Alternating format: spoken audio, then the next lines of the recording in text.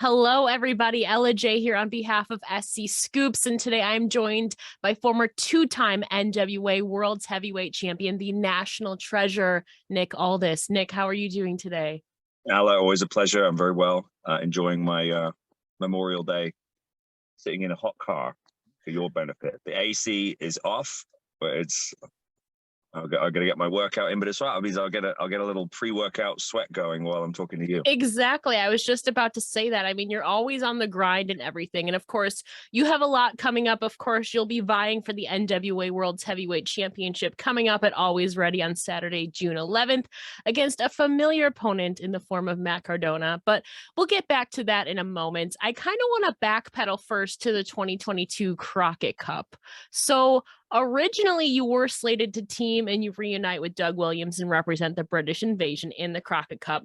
But then that changed a few weeks before the event in March. So do you have any insight into this change from you competing in the Crockett Cup to then instead challenging for Matt Cardona for the 10 pounds of golds there? Yeah. It's difficult to answer this without coming across as conceited, but I'll do my best. And that's an image that people have of me as it is. So who cares? It was a business decision that the NWA made.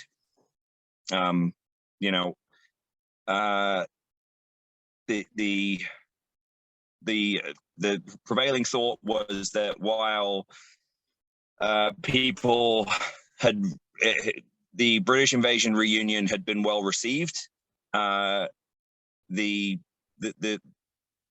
main event, in my opinion, the main event is kind of the most important thing of the show, hence the title. And the main event there was no main event. There was no marquee match. There was no anchor to the event. And I think the culture that my run with the belt has established is that kind of, the title is the glue that holds the NWA culture together. And so a few weeks out, as you alluded to, I got a phone call that basically said, "We need you back in the main event picture." So, that's wrestling. Sometimes things have to change, and obviously I took a lot of pride in the fact that that I was needed to kick that event into fifth gear, and I'm glad that it worked, because it's hard to sell tickets to two shows back to back. It's a difficult task for any company, but I took it on as a sort of personal challenge as well, as like, okay, you've got 4 weeks to get people into Aldis versus Cardona. How do we tell that story, and how do we get butts in seats? And we pulled it off. You did. You can say it. You are the main event. It doesn't come off conceited. You truly are. I mean, especially when it comes to NWA. And I find it too, especially with you going against Cardona. Cardona came in saying he wants to change the landscape, etc. But how important do you think that history and tradition is to the identity of the National Wrestling Alliance? It's the most important thing. It's something that I took a lot of pride in when I was the champion. And it's something that I thought set the NWA apart from everybody else. If you're gonna just, my take on this has always been, if you want to just do the same thing everyone else is doing, and you want to just kind of fall in line with the trends and the sort of the low-hanging fruit is what I call it, then you can expect to get mediocre results. Like, you need to be willing to stand out and have a unique selling point. The way I look at things is, who the hell wants to watch WWE light, and who the hell wants to watch AEW light? Those are the two major brands now in the business, and if any, and this goes for any company, and I'm not suggesting that the NWA or anyone else is doing this, but if you're going to put out a product that basically just follows the trends that they're setting, it's like, what's the point? Like, you know, that you can still appeal to people's tastes without completely sort of without giving up on your own principles. And I never, like, people always like to throw around this phrase old school, right? And it, like, I get compared to Bockwinkel or Harley or whatever, and I take that as a huge compliment. But like, there's a lot of guys that came in between those guys and my generation, and each generation borrows a little bit from the one before. So it's like, I borrowed, you know, every match I borrow from Brett, I borrow from Triple H, I borrow from Harley, I borrow from Rick, I borrow from Dory, I borrow from Jack Briscoe. You know, it's like, you know, that's just that's the true progression of the business. So paying it and, you know, staying true to the traditions of the industry,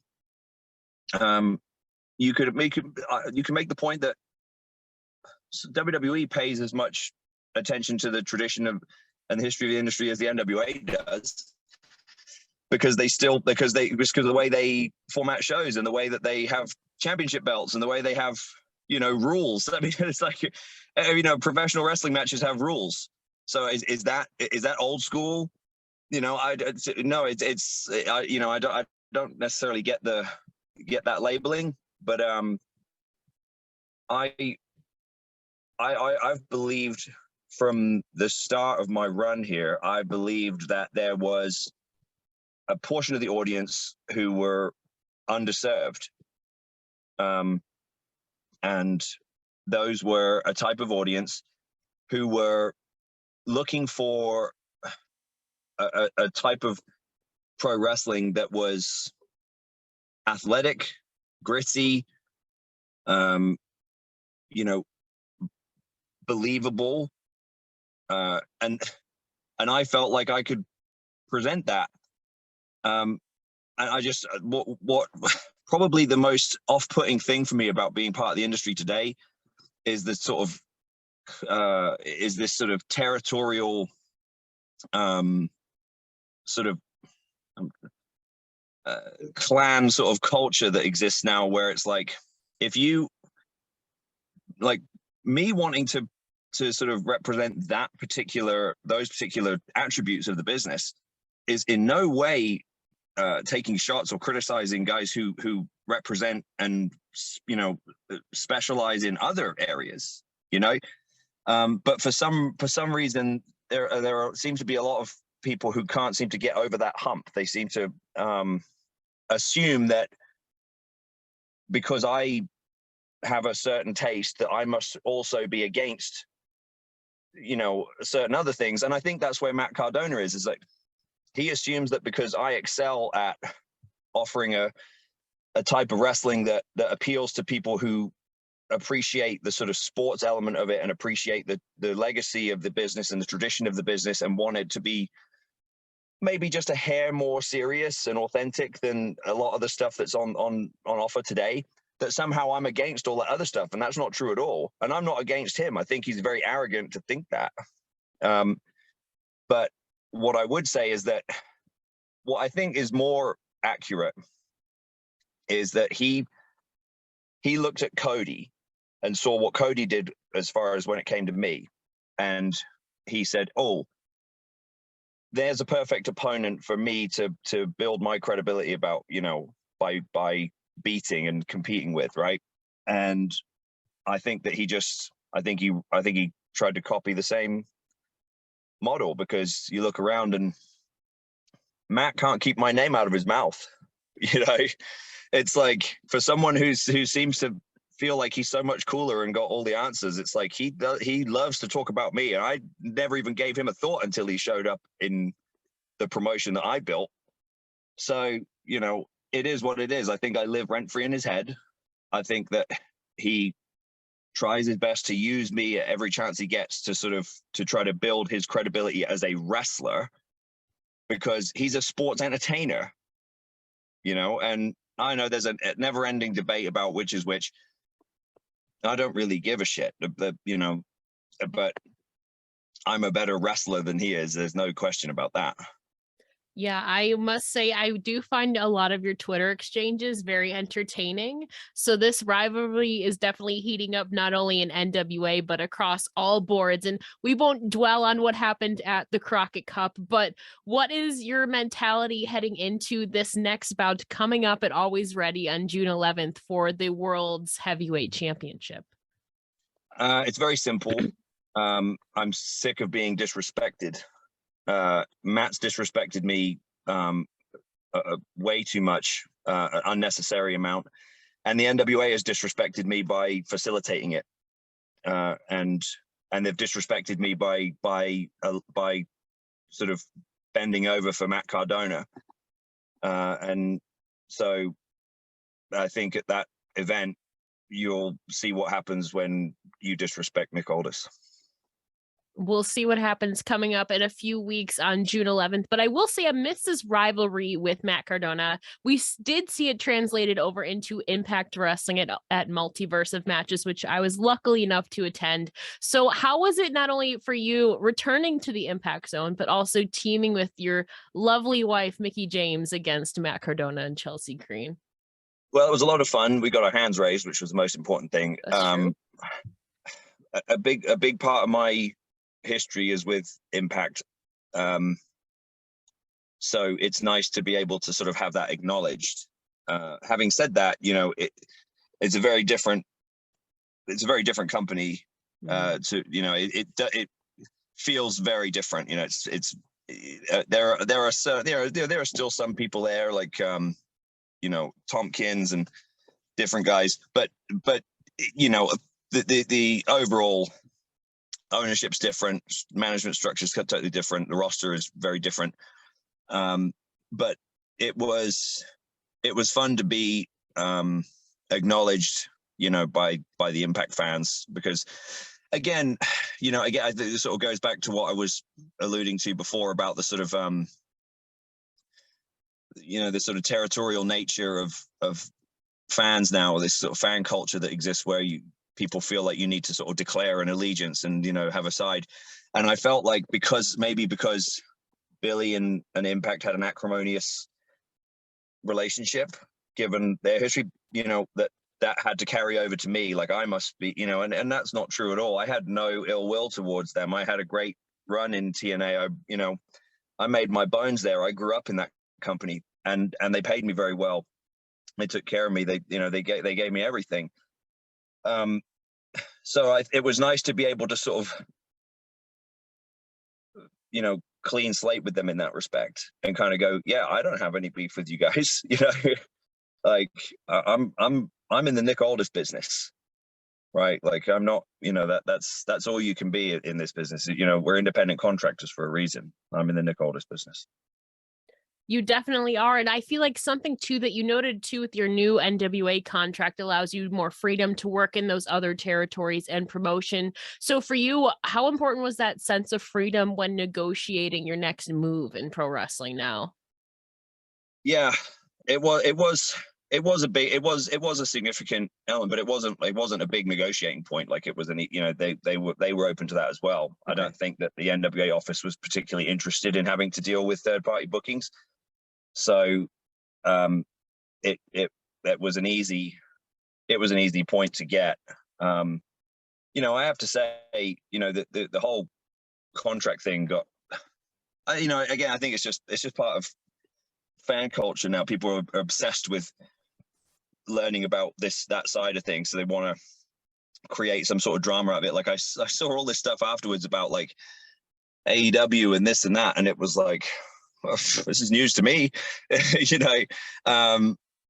So I didn't make a big deal of it because the process with Pat was so easy, of sort of getting it down on paper. Like it wasn't like we sat there and had this impasse, like, I want this, you know, and oh, well, how about this? It wasn't like that at all. It was, Pat kind of said, you know, what do you need to stay? And I kind of said, well, you know, a little bit of a bump. It's always nice to feel like you're sort of progressing. And then I said, you know, the only bit that took a bit of time was me basically saying, look, I've been contributing a lot on the production side of things.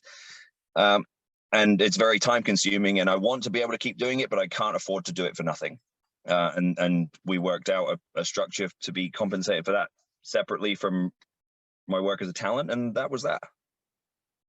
And it makes sense too. I mean, you were just in Poland, you wrestled Jonathan Gresham, you've been like everywhere and making moves. And speaking of making moves, I feel like your whole family's been kind of making moves. I mean, we're talking about, you tag teamed with Mickie in Multiverse of Matches, and throughout the last year, she's announced Empower, breaking down this forbidden door, winning the Knockouts Championship, the Rumble, and so much more. So how for you has it been to see this wild journey of your significant other over the last year? I can't believe it's already been like a year with all of this stuff.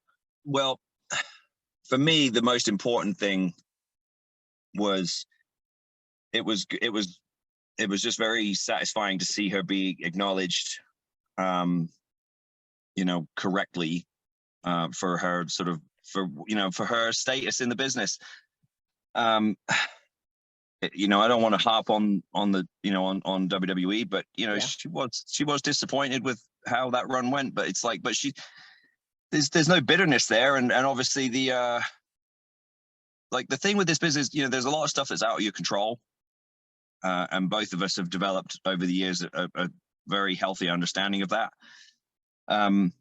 So there's pros and cons with everything, and I think that, and I've had this conversation with, you know, some of my other friends who have finished up with WWE in the last 6 months, where it's like, instead of thinking about what you're losing, think about all the things you're gaining, because we in the last. You know, in the last year, it's not just all the stuff that she's been able to do in terms of as a talent and as an executive, but it's like being able to attach yourself to other projects, video games, action figures, you know, merchandise, like sort of all, you know, different things where previously she was, you know, that wasn't going to be able to happen. And you know, I'm proud of her for hitting the ground running. And I think we've found a real groove now together as far as as a unit in terms of approaching everything as a business and sort of going, okay, that's the right move. This is the right move. Let's do this. Let's do that. Like, and, you know, treating everything as a business instead of taking it personally. And I mean, that's a strong mentality to have. I mean, you've been making moves.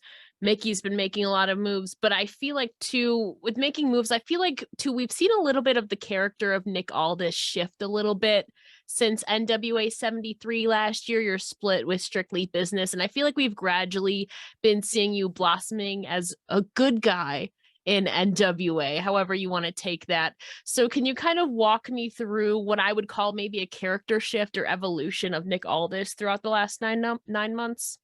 I think it's more just a case of me being authentic and open with the audience. Like, I take a lot of pride in what I've been able to do. When I passed the torch to Trevor, it was my opportunity to sort of say to everyone, hey, I appreciate you guys coming along for the ride with me. I had the title for a long time. I know that could be quite polarizing, but I know what I've done. I know my body of work, and I know what I've done for this brand, and I know what I did for that title. You know, I've been endorsed by Harley, Rick, Dory, you know, I like things like that. You know, I've got a whole list of firsts. I got a whole list of never been done befores, you know, and so I'm very comfortable in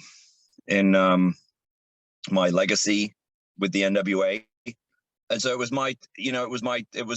to me, I just sort of took it as an opportunity to sort of acknowledge all the people that had sort of come along for the ride, whether they were booing me or cheering me. And I still feel that way. You know, I'm not I'm not desperate for people to like me. If people appreciate what I've done, then I appreciate them. And we appreciate you. I feel like you definitely have portrayed yourself as this authentic, and it's been really cool to see you blossoming too, not only just in the championship picture, but I mean, in your I Quit match too, as well. And I mean, and we're back. And I mean, speaking of characters, I feel like there's some really cool and unique characters we've seen throughout the last few years in NWA. For example, Aron Stevens, the Miserably Faithful, Taryn Terrell. So kind of maybe what are your thoughts on this exploration or experimenting, I feel like, of character work in this era of NWA? I think that's a good way to put it. I think, experimental. It's all I can do is continue to be the best version of myself that I can be. And then if that helps provide a platform for some of those more sort of out there characters and ideas and gimmicks, then great. I don't have to like it, and I'm not saying I do or don't, but it's about what works for the audience. What's really, what's important is that you listen to the audience, because on paper or described as a concept, the question mark character seems kind of silly, but then it ended up being getting over huge with our audience. So I was totally on board with it, so yeah, there's some wacky stuff. It's got nothing to do with me. It's, that's not my department. I do the best I can with my, with my opportunities. What I will say is that for those guys, they're going to have to do more than just show up and wrestle. The times they are a changing. Like the days of just sort of having a good match or having a good segment and that being all you need are over. Like if these guys want to truly be successful professionals, and when I say that, that doesn't necessarily mean just getting signed by AEW or WWE. But if you want to have like if you want to command a good asking price, if you want to be able to make this your full-time occupation, if you want to be able to get opportunities like we have in terms of video games, action figures, other licensing, other projects, you've got to be willing to do all those things that a big company would do for you without having a big company. You got to do it yourself. And I mean, that makes sense too. And I mean, like I said, one of those characters I feel like has definitely been Aron Stevens. And we also have Stevens' swan song against Trevor Murdoch on the Alwayz Ready card. So assuming that this is maybe Aron's final performance or swan song in NWA, do you have any memorable moments or memories with him that you could share? Well, obviously our tribute match to Joseph, I know it meant a lot to him. And it meant a lot to, Joseph's family, and it meant a lot to Billy. It meant a lot to all of us when we were sort of discussing that show. It was, I don't know, take credit for it, I guess. It was me who said, I feel like Stevens is the only, is the most logical opponent here, because it's, both of us were the same. We didn't want to exploit his death. Yeah. Like, we didn't want it to feel like this sort of shameless, like, thing. We spoke from the heart, but I said, because that was our main, both of us, it was our main concern, and we discussed it. But then we both realized that, well, okay, if we're worried that it would come across as exploitative, what's the alternative? And we said, there isn't one. Like, and what it came down to is we both said, if Joseph was here and we said to him, hey, who would you like to, who would wrestle for the title in your honor? We felt like he would have said Aron. So that was pretty much after that, it was like, okay, there's your answer. So take a lot of pride in that. And then I think,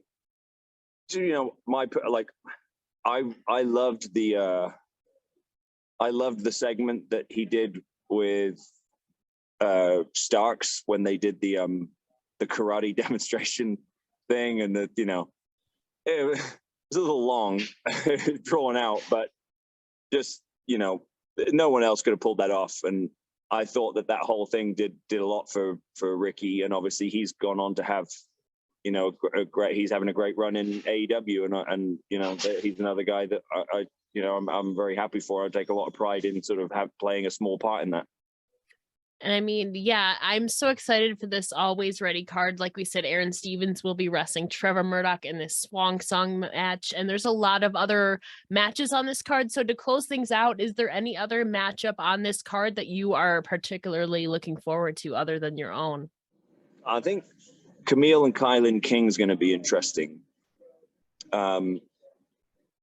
Just because Camille, she's in this position where she's had quite a fast rise. So she's been put under this pressure to sort of learn on the fly, and it's not easy to do. So this is going to be one of the first times where I feel like she's in there with someone sort of comparable in terms of, you can draw some parallels maybe. And it's going to be interesting to see how they handle that, because it's a kind of make or break sort of situation as a performer. It's just, okay, can you do it with anyone? Can you do it with someone who's equally green and has similar attributes? Like, what can you pull out? It's going to be a test of her ability to tell a story. I think Camille has really blossomed, I would say, since 73 weekends, and Empower Wrestling, Layla Hirsch. I would say that was really the start of a beautiful run she's been on. Go ahead. I felt like with 73, she knew that there was pressure on her to deliver, and she did, and that look, I've been in that situation a few times. When the pressure's on you to deliver, and then you do, it's like it every single, it builds your confidence every single time, to the point where that's where I've taken a lot of pride in what I've been able to do here is think, okay, this whole show is kind of anchored on me. It's kind of on me to carry this home and to deliver, and I have every time, and without taking any credit, I think that Camille sort of picked up on that, because she was at ringside, for a lot of it. And when it was, and then when it was her time, it was, now it's like, right, now you go and recreate that on the women's division. And now she's coming up on a year of being champion. Right. She's had an absolute journey. I would definitely say, especially the last 9 months of her reign, she's been steadily improving, and I think gained a lot of respect and likability from the audience, I would say too. Yeah. I think it's, like I said, pressure will bring out the best or worst in you, depending on how you handle it. It definitely will. And I mean, the pressure's on for you to regain this NWA World Heavyweight Championship. But Nick, before I let you go, can you please tell the listeners where they can tune into Alwayz Ready and where they can find you on social media? Well, it's going to be live on Fight TV. You don't have to buy the pay-per-view. You just have to subscribe to All Access. So it's $4.99. And then if you want to continue to subscribe, then great. If not, then it's $4.99. So, but you'll also you'll get first run of the shows, you'll get bonus content, and obviously you'll get the pay-per-views. And then but Power and USA are free on YouTube on Fridays and Saturdays. And then as for me, you can follow me on Twitter at Real Nick Aldis, or on Instagram at Nick Aldis, verified on both. And yeah, you alluded to it at the beginning of the interview, but we've been focusing a lot on legacy sports nutrition, and we're seeing great momentum with that, and that's where a lot of our focus has been in the last year. And we've been building our fan base, and a lot of that customer base has come from wrestling fans. So we're deeply appreciative of LegacySups.com. Of course, a businessman, a professional wrestler, a father, you do it all truly. Nick, thank you so much for joining me here today. Thanks, Ella. And of course, don't forget to tune in to NWA Alwayz Ready coming up on Saturday, June 11th, where Nick Aldis vies for the NWA World's Heavyweight Championship against Matt Cardona.